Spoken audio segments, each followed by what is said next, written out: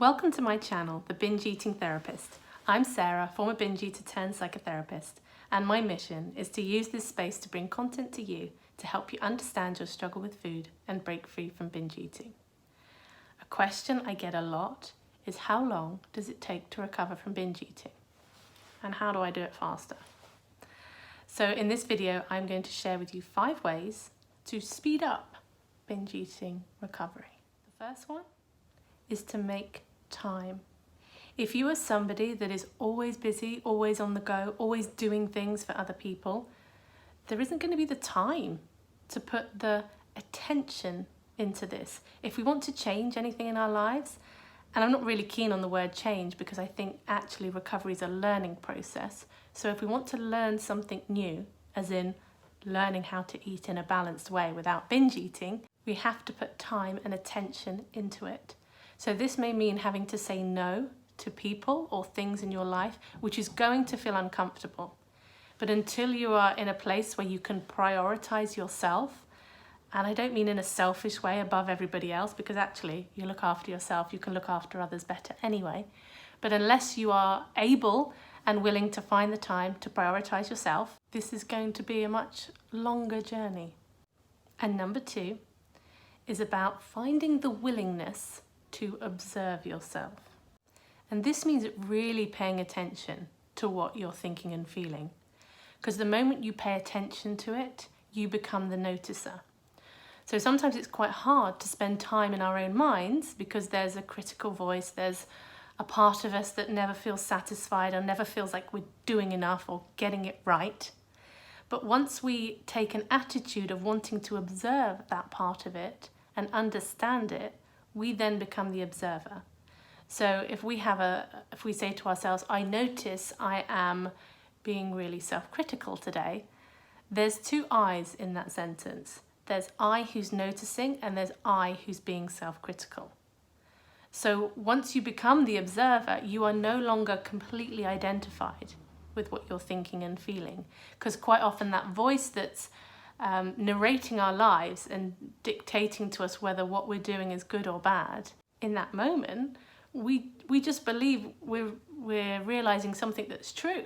We don't realize it's a critical thought. We think, oh, I'm realizing that I am weak-willed, I've got no discipline, and I'm out of control, and no one else feels like this. I'm the worst person in the world.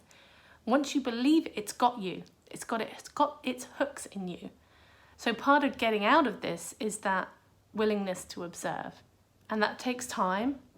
And it also takes a willingness to be a bit uncomfortable, because sometimes when we start looking at our minds, it's not very nice in there. And number 3 is understanding that mistakes are part of the process. If you try to recover without messing up, you are always going to feel like you've failed every time you make a mistake. Mistakes really help to protect against the all or nothing and perfectionistic thinking, which is so derailing to binge eating. If you've watched any of my videos before, this black and white thinking, I'll link to a video above, it is crucial to find a way to manage that. I don't think we can get rid of it. I feel like my natural temperament is always going to be leaning towards the black and white and all or nothing thinking. But when I do the step before and I'm willing to notice what's going on and watch myself and pay attention, it doesn't derail me in the way it did, and it helps to protect me from some of the more self-sabotaging behaviours that I used to do.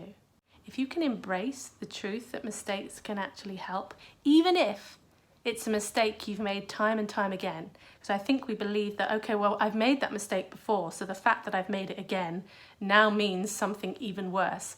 We get to decide what our mistakes make. They don't inherently have any meaning. We make up a meaning, and most of the time we make a mistake mean that we've messed up, we've failed, and we believe that we're back at square one.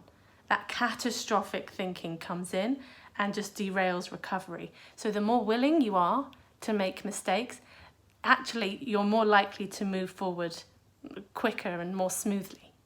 And number 4 is to absorb content that supports your recovery. Follow recovery accounts online, watch YouTube videos, listen to podcasts, read books. I've done a video about some of the books that you can read. When we absorb other materials about this and we listen to other voices, it helps to shift our perspective and figure out what's our path forward. There are so many different ways of approaching binge eating recovery. So my way is not actually going to appeal to everybody. And there are other ways out there that are not going to appeal to you either. So by reading and listening to these things with a critical mind, wonder about these ideas.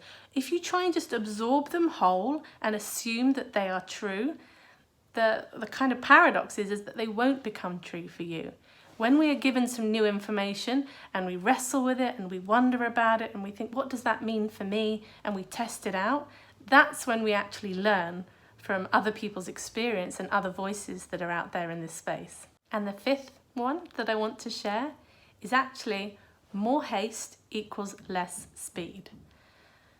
I get it. You want to recover. If you're anything like me, it was the most important thing in the world for me to stop binge eating. I hated it. It was ruling my life. It was impacting how I felt about it, my health, physical, mental, emotional health, all of that together. So I get that you are impatient to recover. But impatience leads to that catastrophizing of mistakes that I mentioned earlier. And impatience leads to poor decision making. You're much more likely to reach for those quick fix diets, to have unrealistic expectations. When we're impatient, every mistake feels like a massive setback and it's put us all the way back to the beginning. The more impatient you are to recover, the slower your recovery will be. So this impatience leads to this perpetual state of disappointment that you're not moving quicker. And that disappointment doesn't inspire you to take action. It doesn't inspire you to do anything differently. It eats away at you. You feel like you're never going to be able to do this. If you've watched my video about binge eating recovery, I'll link to it above, you will know that I think that viewing recovery as a linear process isn't helpful. I actually think it can be pretty harmful. I see recovering as learning how to rebalance. So for me, recovery was about binge eating and figuring out how to get myself back into balance. And then falling down and binging, and then figuring out how to get myself back into balance. And building that confidence that even if I went slightly awry and was feeling slightly out of control around food, that I knew how to bring myself back into balance. And you get to figure out what balance is. But ultimately, the first thing is I think rather than thinking about this is a process of change, can we think about it as this is a process of learning? Because to change who we are, when this feels like who we are, to think that this journey involves changing who we are, it just feels enormous and it feels impossible. But when we think about what we need to learn, so for me it was learning how to find a way to be more in balance with food, to feel more regulated. That was what I wanted to learn. It's also things like learning how to eat enough and to let go of restriction if that's triggering your binging. It might be to learn how to experience your feelings more. Learn how to accept the things that you cannot control, because it's miserable not to. We live in a state of stress and resistance when we don't accept the things that we can't control. So I don't think recovery has to take years and years and years, but I think the more willing we are to let go, the quicker it comes. That, I think, is where we get stuck, because we chase it, and that trying to force it, and that desperation and that impatience and that terror of getting it wrong, that's the stuff that continues to derail. So I hope you found this helpful, and I will see you on the next video.